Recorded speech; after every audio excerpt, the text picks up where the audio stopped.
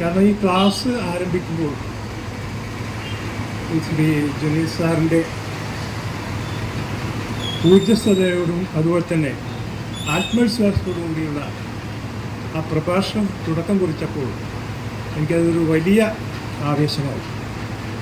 അതുപോലെ തന്നെ ഇവിടുത്തെ സജ്ജീകരണങ്ങളും എല്ലാം വളരെ മനോഹരമായിരുന്നു എന്നുള്ളത് പ്രത്യേകം എടുത്തു പറയേണ്ടതുണ്ട്.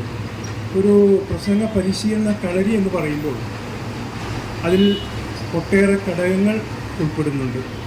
ആ ഘടകങ്ങളിലെ ഒരുപാട് കാര്യങ്ങൾ ഇവിടെ അദ്ദേഹം അവതരിപ്പിക്കുകയുണ്ടായി. ഒരു 19 ടെക്നിക്കുകൾ അദ്ദേഹം ഇവിടെ വളരെ വിശദമായിട്ട് തന്നെ അവതരിപ്പിക്കുകയുണ്ടായി. അത് നമ്മുടെ പ്രസംഗനാകാനുള്ള മുന്നോട്ടുള്ള പ്രയാണത്തിൽ അത് വളരെ അത്യന്താപേക്ഷിതമാണ്. അത് നമുക്ക് ഉൾക്കൊള്ളാൻ കഴിഞ്ഞു എന്നുള്ളതാണ് ഈ ചടങ്ങിൻ്റെ വലിയൊരു പ്രത്യേകത.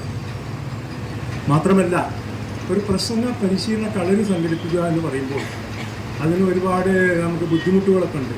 ഇപ്പോൾ കേരളത്തിൽ പല ഭാഗങ്ങളിലും ഇതുപോലെ പ്രസംഗ കളരികൾ പല ഭാഗത്തും ഉണ്ടെങ്കിലും ഇത്രയും മനോഹരമായിട്ടൊരു സംഘടിപ്പിക്കാൻ കഴിഞ്ഞു എന്നുള്ളതും അതും വളരെ ലളിതമായി നമ്മുടെ ഉള്ളിലേക്ക് ആഴത്തിൽ ഇറങ്ങിച്ചെന്ന് അത് ഓരോരുത്തരെയും പ്രോത്സാഹിപ്പിക്കാനുള്ള അദ്ദേഹത്തിൻ്റെ കഴിവിനെയായി ഈ അവസരത്തിൽ പ്രത്യേകം അഭിനന്ദിക്കുകയാണ്.